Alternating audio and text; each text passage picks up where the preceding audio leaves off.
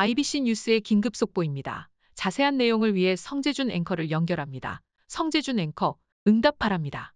반갑습니다. 송재준입니다. 일전에 제가 방송인 김제동 씨가 퇴출당하고 있다라고 말씀드렸는데요. 분명히 사실입니다. 책이 됐건 방송이 됐건 심지어 유튜버가 됐건 김제동 씨가 대중들한테 외면받고 있습니다. 그런데 그렇게 자연스럽게 퇴출되고 있는 김제동 씨를 끝까지 지금 붙잡고 있는 사람들이 몇 사람이 있는데요. 대표적으로는 문재인 정부가 있고, 그리고 두 번째가 놀랍게도 공영방송국입니다. 오늘 저는 영상을 통해서 김제동 씨가 어떤 식으로 퇴출당하고 있는지, 그리고 이런 상황임에도 불구하고 어떻게 공영방송이 김제동 씨를 끝까지 지금 붙잡고 있는지, 그리고 궁극적으로 왜 김제동 같은 사람이 퇴출당해야 되는지, 그거에 대해서 말씀드리고자 합니다. 같이 한번 보시죠. 우선 일단 방송부터 살펴봐야 되겠습니다. 김제동 씨는 편의 중계를 마지막으로 출연했고요. 그 이후로 당연히 지상파 방송국에서 김제동 씨를 볼 수가 없습니다. 그리고 또 김제동 씨 하면 빼놓고 얘기할 수 없는 게 책인데, 일전에 냈던 책만 하더라도 베스트셀러에 올라갈 정도로 굉장한 인기가 있었죠. 그러나 가장 최근에 했던 이 책, 수많은 전문가들을 끌어모아가지고 책을 썼음에도 불구하고 심지어 그렇게나 친하다라고 하는 이효리, 유재석 두 사람의 이름을 팔아가면서까지도 그다지 그렇게 화제가 되지는 못했죠. 그리고 또 김제동 씨 하면 빼놓고 얘기할 수 없는 게 강연입니다. 한 번 강연을 할 때마다 수천만 원까지 받는다 그래서 논란이 됐었죠. 근데 이 강연 같은 경우도 문재인 정권에 대한 인기가 떨어지면서 자연스럽게 강연에서도 김제동 씨가 퇴출당하고 있습니다. 너무나 자연스럽게 김제동 씨에 대한 퇴출이 이루어지고 있는 거죠. 방송에서도 볼 수가 없고, 책에서도 우리가 볼 수가 없고, 그리고 강연에서도 볼 수가 없고, 심지어 개인적으로 운영하는 유튜브 채널, 그거는 반응이 워낙에 좋지 않아가지고 뭔지는 몰라도 3개월 전을 끝으로 새로운 영상이 안 올라오고 있습니다. 그런데 이렇게 퇴출당해야 되는 김제동 씨를 문재인 정부에서 끝까지 지금 비호하고 있는데요. 가장 대표적으로 국가박물관이 있습니다. 어떻게 된 것인지 국가박물관인데 문화재에 대한 얘기가 아니라 촛불 집회 책, 그리고 김제동 씨의 헌법 독후감, 그런 것들이 구비가 돼 있습니다. 그것도 심지어 문재인 정권이 집권하고 난 뒤에 진보 측의 인사들, 그 사람들의 책이 저렇게 구비가 된 거죠. 이미 대한민국 국민들은 김제동 씨에게 등을 돌렸습니다. 김제동이라고 하는 사람 자체가 싫기보다도 시대 정신의 김제동 씨를 버린 거죠. 김제동이가 됐건 황교익이가 됐건 계속해가지고 하는 얘기가 뭡니까? 개인의 주체성을 부정하는 거예요. 이 삶의 주인공이 개인이 아니다라는 겁니다. 모든 문제를 사회 탓으로 돌렸습니다. 직장을 못 구하는 거, 그것도 사회 탓이라는 것이고, 심지어 황교익 같은 사람은 떡볶이를 좋아하는 거, 치킨을 좋아하는 거, 그거조차도 사회 탓이다, 이러고 있지 않습니까? 불과 몇 년 전까지만 하더라도, 문재인 정권 초기만 하더라도 이런 말도 안 되는 정신 착란증 같은 이런 식의 생각들이 통했습니다만 지금은 통하지 않는 거죠. 그런데 어떻게 된 것인지 공영방송이라고 하는 곳에서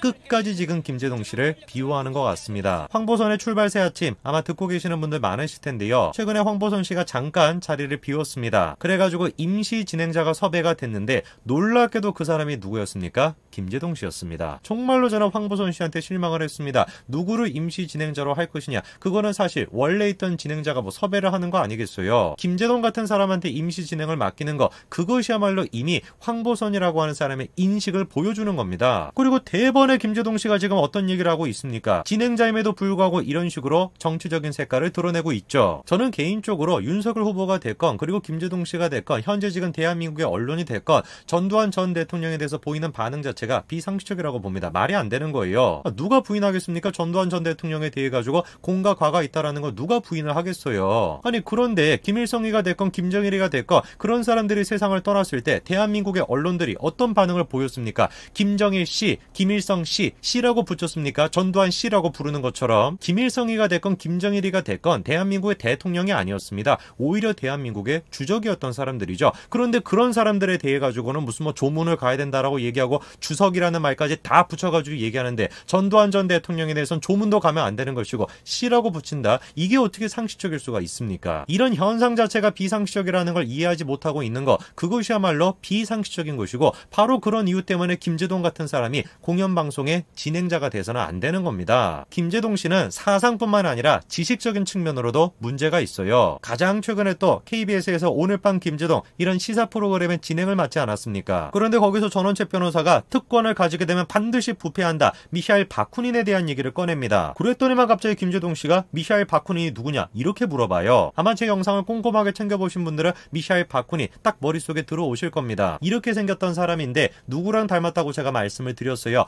김어준 씨랑 닮았다라고 말씀을 드렸던 거 기억하시죠? 물론 김어준이랑 미샤일 바쿠닌을 비교하는 것 자체가 바쿠닌한테는 치욕스러운 일입니다. 한창 이제 막시즘이 부흥을 하면서 시대 정신으로 자리 잡고 있었을 때 그거를 통렬하게 비판했던 사람이 바쿠닌입니다. 바쿠닌이 정확하게 지적을 했었죠. 저런 식으로 마르크스를 중심으로 해가지고 당적으로 정치를 하게 된다면 틀림없이 그거는 뭐로 이어질 수밖에 없다? 일당 독재 체제로 이어질 수밖에 없다. 그게 바쿠닌이 비판했던 내용입니다. 당연히 그래서 전원책 변호사가 하는 얘기가 바쿠닌 모르면 엉터리라는 거예요. 좌파 중에서 가장 정직했던 좌파고 마르크스랑 가장 많이 싸웠던 좌파다. 그런데 제가 저 사람을 몰랐다라는 것만을 가지고 김제동 씨의 지식을 지금 문제 삼는 것이 아니에요. 그거를 대하는, 자신의 무지를 대하는 태도, 그거를 제가 문제 삼는 겁니다. 김제동 씨가 어느 나라 사람이냐라고 물어보니까 전원책 변호사가 러시아 사람인데 스위스에서 많이 활동했다 이렇게 얘기하죠. 그랬더니만 김제동 씨가 러시아 이전에 USSR 아니고요? 이렇게 물어봐요. 저런 식의 질문은 궁금해가지고 물어본 게 아니죠. 뭐겠습니까? 전원책 변호사가 틀린 거 아니냐 이거를 지금 강조하고 싶어가지고 질문한 겁니다. 악의적인 질문인 거죠. 그게 잘 드러나는 게 뭐냐? 1850 몇 년이니까 이게 저 소련이 다 분할되기 전 아닙니까?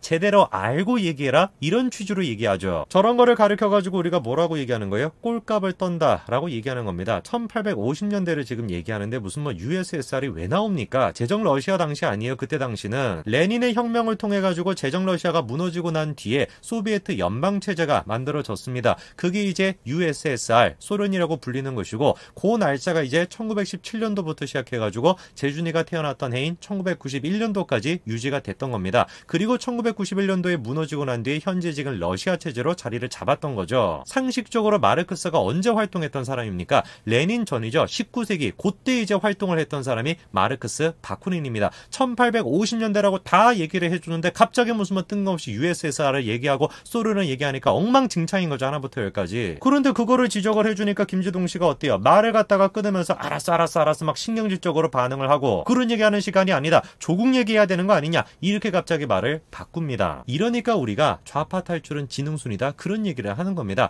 가장 기본적인 지식조차 못 갖추고 있는 거예요. 그 지식이 있어야 현실을 현실답게 바라볼 수가 있는데 지식이 없으니까 지금 마음대로 현실을 바라보는 겁니다. 그래가지고 망상에 빠지는 것이고 그래가지고 21세기가 됐음에도 불구하고 아직까지도 운동권 진보 좌파 그런데 지금 망상에 빠져 있는 거예요. 김제동 씨뿐만이 아니에요. 대한민국에서 개그맨이라고 하는 사람들이 다 지금 저 정도의 지식 수준을 보여줍니다. 대표적으로 또 우리가 개그맨 하면 빼놓고 얘기하면 안 되는 사람 유병재가 있죠. 설민석 씨가 역사상 가장 나쁜 사람이 누구냐라고 질문을 했더니만 유병재가 뭐라고 해요? 전두환 전 대통령이라고 얘기합니다. 저 친구 지금 머릿속에 어떻게 돼 있는 거예요? 전두환이라고 딱 하면은 정교조가 학생들한테 세뇌시키는 그 생각 그거밖에 지금 머릿속에 없는 겁니다. 대놓고 역사적으로 봤었을 때 누가 세상에서 가장 나쁜 사람들입니까? 답은 간단해요. 공산당입니다. 공산당. 기본적인 지식이 없으니까 김제동 같은 얘기를 하는 것이고 기본적인 지식이 없으니까 유병재 같은 얘기를 하는 겁니다. 그런데 또 지식이 없으니까 아는 게 없으니까 부끄러움이 없어요. 마구잡이로 그냥 떠드는 겁니다. 그렇게 마구잡이로 떠드는 거를 최소한 공영방송국이라고 한다면 절제를 시키고 막아야 되는 것인데 그 사람들을 오히려 데려와가지고 계속해가지고 대비를 시키고 계속해가지고 목소리를 내도록 하니까